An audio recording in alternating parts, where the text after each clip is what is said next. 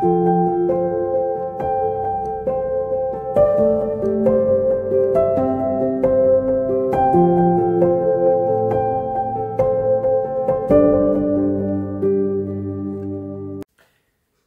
à chacun et chacune pour ce temps de partage biblique.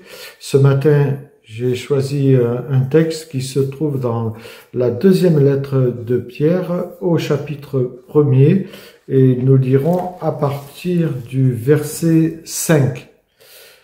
Pour cette raison même, faites tous vos efforts pour ajouter à votre foi la force de caractère, à la force de caractère la connaissance, à la connaissance, la maîtrise de soi, à la maîtrise de soi, l'endurance dans l'épreuve, à l'endurance, l'attachement à Dieu, à cet attachement, l'affection fraternelle et à l'affection fraternelle, l'amour.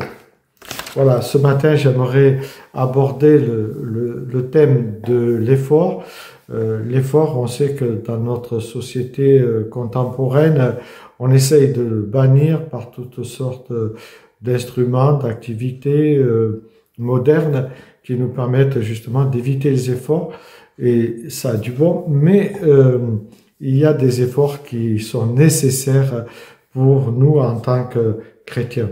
Et si on prend l'effort, on voit que dans l'effort, il y a aussi le terme de violence, savoir aussi en tant que chrétien se faire violence peut-être pour avoir et être assidu à une certaine lecture de la Bible, à la prière, à des rencontres fraternelles, etc.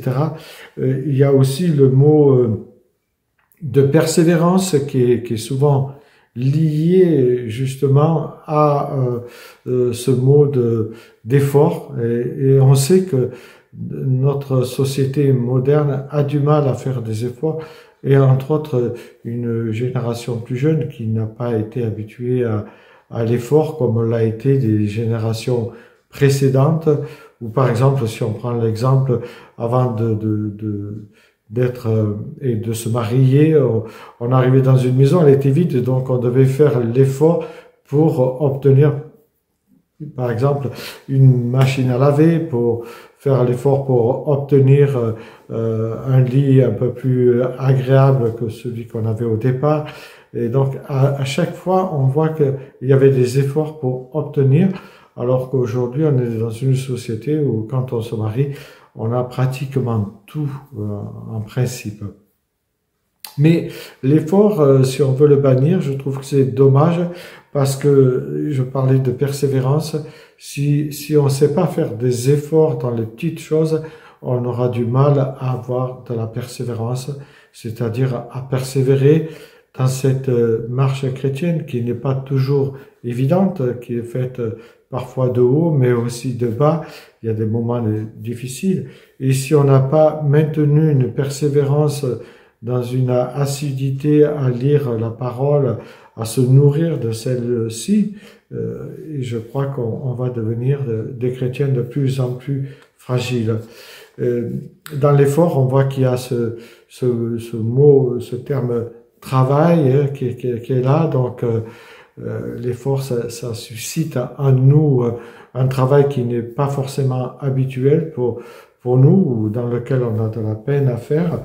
Et malheureusement, si on n'a pas cette assiduité, cette persévérance dans notre lecture, dans notre rencontre avec Dieu, on risque d'être des chrétiens très fragiles, des chrétiens qui sont voués à la chute, qui sont voués à l'échec, même à une paresse spirituelle.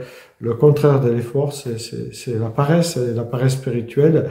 Beaucoup de passages dans l'Écriture nous disent où cela conduit. Et donc, la vie est une course de longue haleine, une course où on doit faire des efforts, où on doit régulièrement se remettre en question.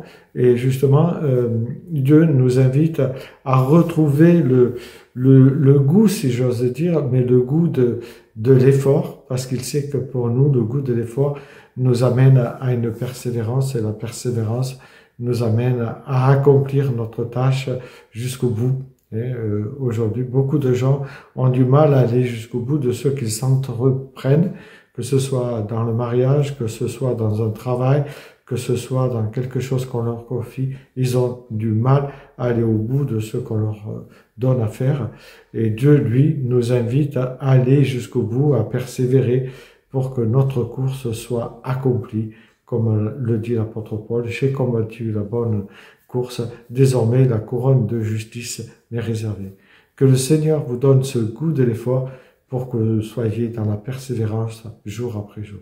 Bonne journée à chacune et chacun.